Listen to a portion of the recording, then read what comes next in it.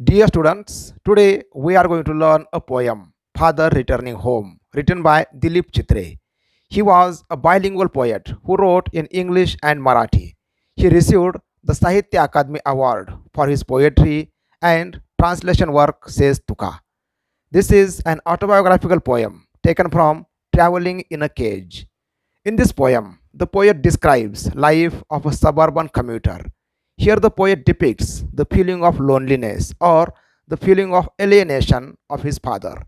We see dull, monotonous and pitiable daily routine of the poet's father who is neglected and uncared by his family members. This is a symbolic poem. The poet's father is a symbol of man's isolation in a crowded city. In this video lecture, you will learn new words from the poem, analysis of the entire poem in English, poetic devices, and appreciation of the poem. Let's get started. See the list of new words from the poem. Alienation means isolation or loneliness. Commuter means a person who travels regularly from home to workplace. Grey platform. Here, grey platform is a metaphor for old age. Contemplate means think deeply. Estrangement means alienation or loneliness. Swaggy means wet. Sink means a fixed wash basin. Cling means stick. Sullen means bad tempered. Static means background noise on the radio. Nomads means migrants, wanderers, or gypsies. Let's begin the poem. Father Returning Home is a dramatic monologue. Monologue means there is only one speaker and the speaker reveals his or her thoughts about something. Now, in this poem, the poet Dilip Chitre is the speaker. Now, see the poetic lines. Father returning home. My father travels on the late evening train, standing among silent commuters in the yellow light. Suburbs slide past his unseeing eyes. His shirt and pants are soggy, and his black raincoat, stained with mud, and his bag, stuffed with books, is falling apart. His eyes, dimmed by age, fade homeward through the humid monsoon night. Now I can see him getting off the train like a word dropped from a long sentence. He hurries across the length of the grey platform, crosses the railway line, enters the lane. His chappals are sticky with mud, but he hurries onward.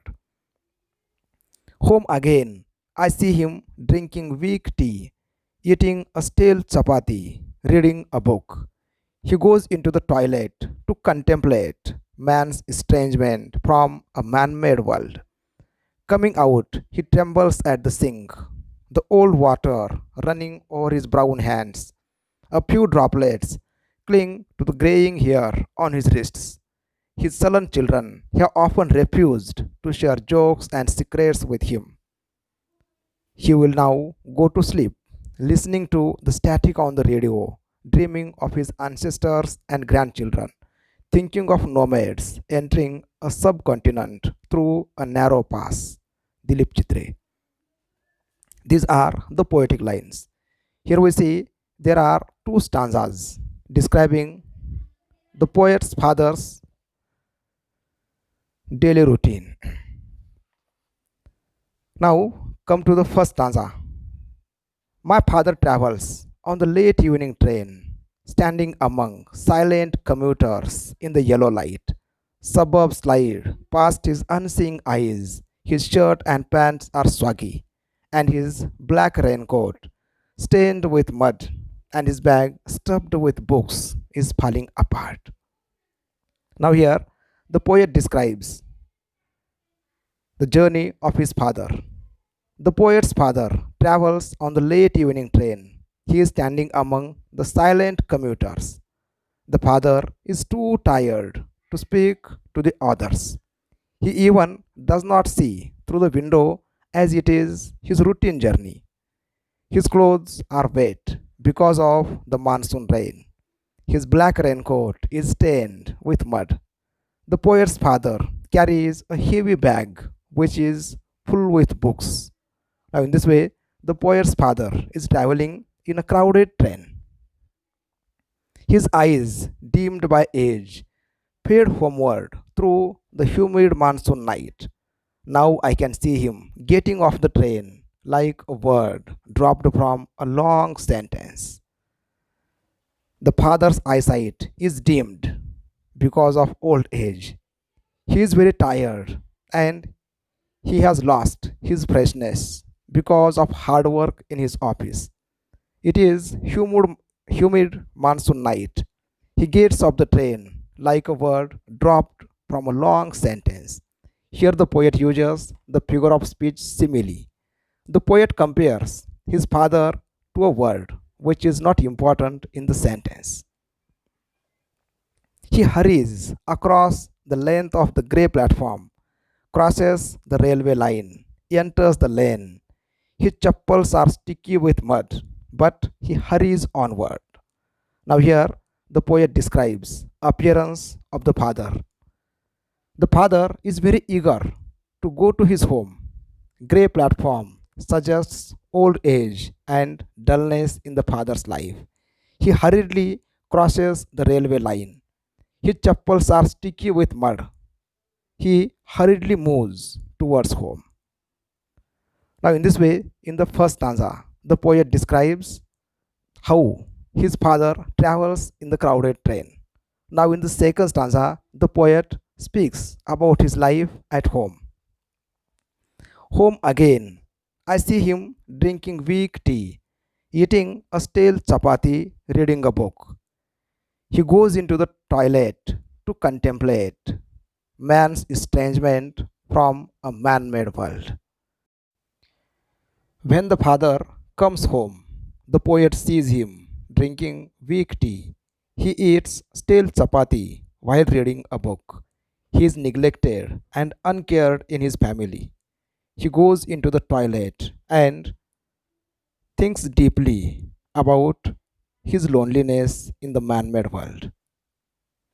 Coming out, he trembles at the sink. The cold water running over his brown hands. A few droplets cling to the graying hair on his wrists. His sullen children have often refused to share jokes and secrets with him. The poet observes that his father trembles at the wash basin. The poet sees that the cold water running over his brown hands.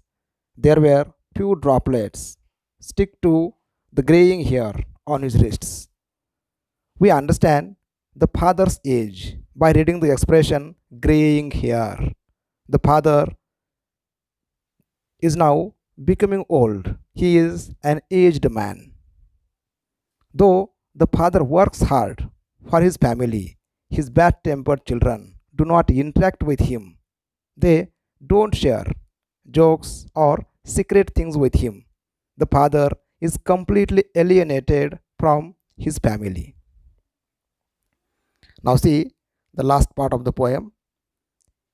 He will now go to sleep, listening to the static on the radio, dreaming of his ancestors and grandchildren, thinking of nomads entering a subcontinent through a narrow pass. Without talking to anybody, the father goes to sleep. He listens the static on the radio. He dreams of his ancestors and grandchildren. He also thinks about nomads entering the Indian subcontinent through the narrow path. He thinks about the changed generations. His present life is very painful. So he contemplates about his past and peeps into his future in dreams. In this way, the poet describes his father's dull, monotonous, and pitiable daily routine. The father's painful loneliness is a symbol of man's isolation from the materialistic man made world. The poem gives a message to the young generation. We should take care of our parents and grandparents. Now we will learn language style and poetic devices used in the poem. The entire poem is written in simple language. The poem is an example of pre-verse. There are no rhyming words in the poem and there is no rhyme scheme. In this poem, the poet has used poetic devices like simile, alliteration, onomatopoeia, transfer epithet, and synecdoche. Now see the device simile. You know, the direct comparison between two dissimilar things is called simile, and in the comparison, word as or like is used. Now see the example of simile. Now I can see him getting off the train like a word dropped from a long sentence. Now, in this example, the poet compares his father to a word which is not important. Now, in this way, this is direct comparison. So, this is an example of simile. Alliteration. You know, repetition of a consonant sound, especially at the beginning of words, is called alliteration. Now, see the example of alliteration. Suburbs slide past his unseeing eyes. Now, in this example, sound s, suburbs slide. Now, here s sound comes twice. So, this is an example of alliteration. Next, onomatopoeia. A group of words or a word indicates sound.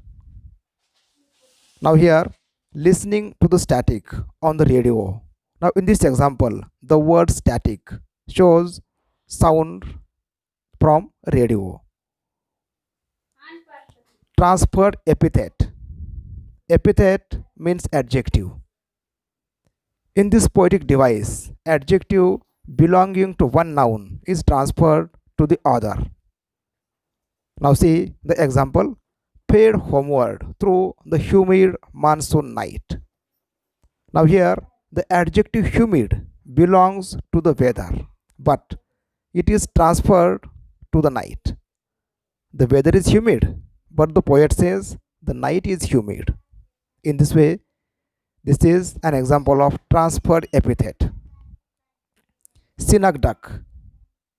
In this figure of speech, a part represents the whole. See the example. I see him drinking weak tea, eating a stale chapati. Now here, stale chapati stands for stale food or stale diet. The part symbolizes the whole. So this is an example of synecdoche. Write an appreciation of the poem Father Returning Home. Use the following points. Now see the points. About the poem, poet and the title. Theme of the poem. Poetic devices or language style. Special features, message and morals in the poem. Your opinion about the poem. These are the given points. Now see point number first. About the poem, poet and title. Father Returning Home is a well-known poem written by Dilip Chitre. He was a bilingual poet who wrote in Marathi and English. Father is the backbone of every family. This is an autobiographical poem. Here the poet describes his father's daily routine. Theme of the poem. In this poem, the poet depicts his father's dull, monotonous, and pitiable daily routine. Though the father lives in crowd, he is alienated from the materialistic man-made world. Alienation is the dominant theme in this poem. Poetic devices or language style. This poem is an example of free verse. The poetic lines depict the miserable life of the father. The language is very simple. The poet uses many poetic devices like metaphor, simile, transfer epithet, alliteration, onomatopoeia, etc. The poet uses imagery throughout the poem. Special features of the poem. The use of enjambment is the special feature of this poem. In enjambment, one line of the poem continues into the next. It indicates the worsening state of the father. Message and morals in the poem. The poem depicts sorrowful life of the elderly people. Though they work hard for the family, they are ignored and disrespected by their family members. The poem gives the message of family values.